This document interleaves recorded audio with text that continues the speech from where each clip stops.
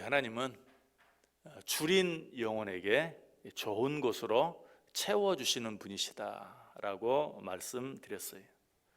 자, 그렇다고 해서 그저 우리가 줄이고 목마르기만 하면 좋은 것을 저절로 얻게 되는 것은 아니에요. 줄이고 목마르기만 하면 하나님께서 좋은 곳으로 채워주신다라는 생각은 마치 사과나무 밑에 입을 벌리고 있기만 하면 사과가 내 입 속으로 떨어질 것이다 라고 생각하는 것과 똑같이 어리석은 생각이에요.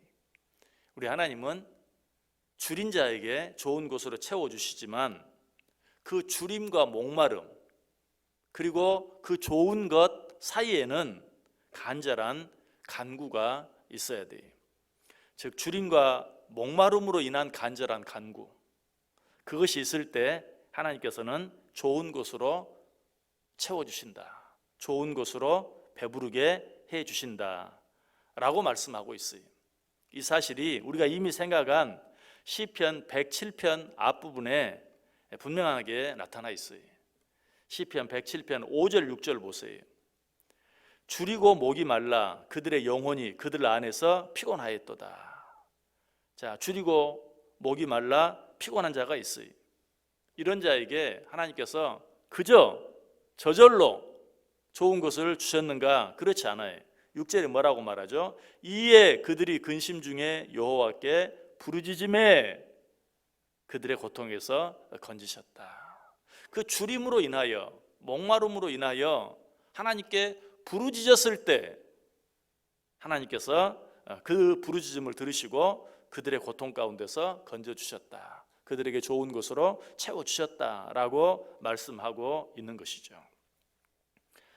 그런데 이 간절한 부르짖음, 여기서 말하는 이 간절한 부르짖음은 줄임과 목마름이 없이는 불가능한 것이. 여러분 그렇죠? 자, A라는 사람과 B라는 사람이 간절히 기도합니다.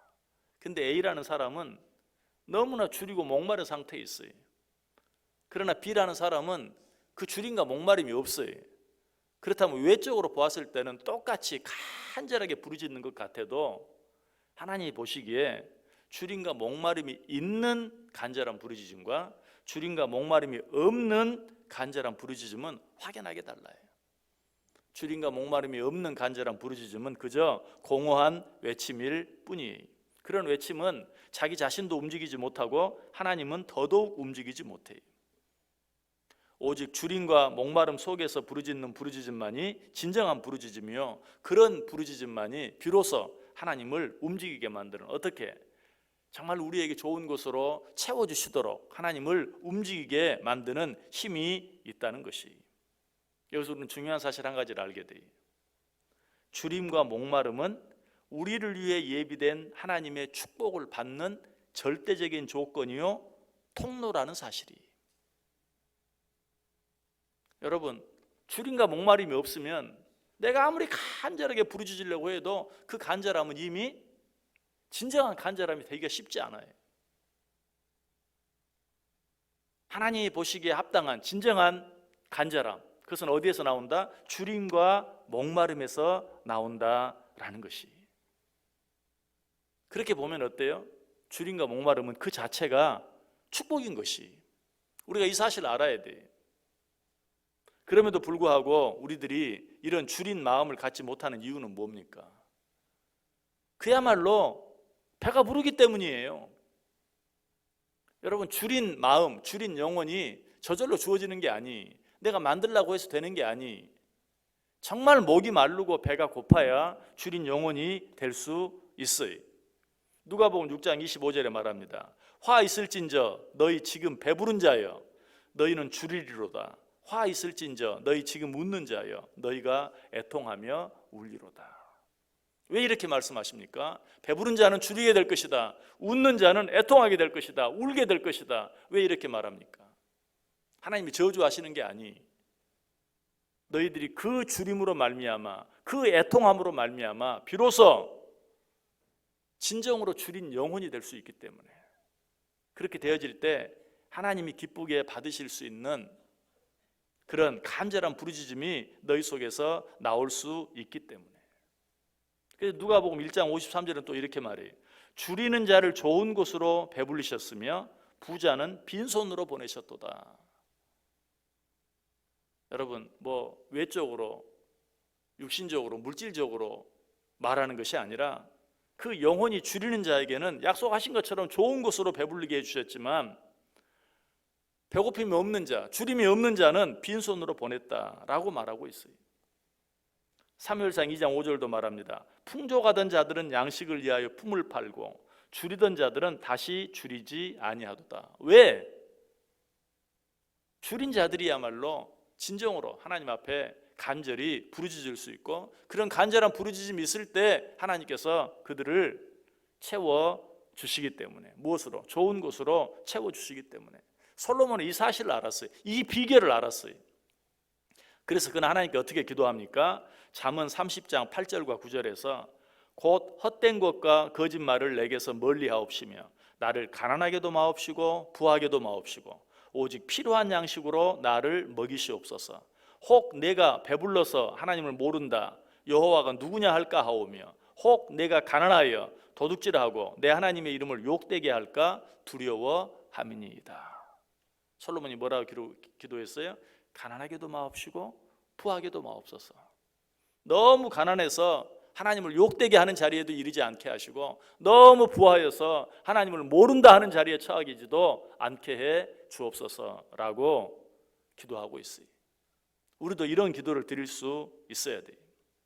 그러나 이런 말씀들이 육신적으로 부유하고 풍요로운 자들은 절대 줄인 영혼이 될 수 없다라는 그런 말은 아니. 그런 자들도 얼마든지 줄인 영혼이 될 수 있어요. 어떻게 하면? 예수님께서 마태복음 4장 4절에 말씀하신 것처럼 사람이 떡으로만 살 것이 아니요 하나님의 입으로부터 나오는 모든 말씀으로 살 것이라.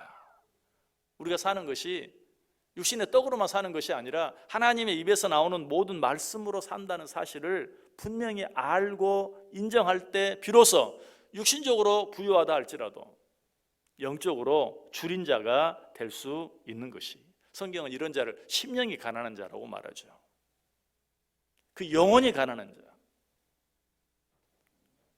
우리가 이 세상에 살면서 육신의 떡으로만 사는 것이 아니다, 하나님의 말씀으로 사는 것이다 라는 사실을 알고 깨닫고 인정하는 자, 이런 자가 심령이 가난한 자요, 이런 자가 줄인 자예요. 하나님은 이런 자에게 좋은 것으로 채워주신다.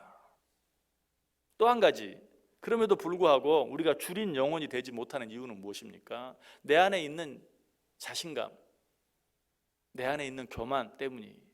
교만하면 나쁜 것처럼 들리지만 자신감 하면 좋은 거 아닌가요? 신앙적으로는 자신감이 꼭 좋은 게 아니. 저는 그래서 우리 그리스도인들에게는 자신감보다는 주신감이 있어야 한다. 자신감은 뭡니까? 난 뭐든 할 수 있다. 이게 자신감이. 그 주신감은 뭡니까? 똑같은 말인데 내게 능력 주시는 자 안에서 내가 모든 것을 할 수 있다. 그러니까 자신감에 가진 자는 나는 모든 것을 할 수 있다 해서 끝나지만, 주신감을 가진 자는 하나님이 내게 능력 주시면 모든 것을 할 수 있지만 하나님이 내게 능력 주시지 않으면 나는 아무것도 할 수 없다. 그러므로 그리스도인들에게는 자신감이 필요한 것이 아니라 주신감이 필요해.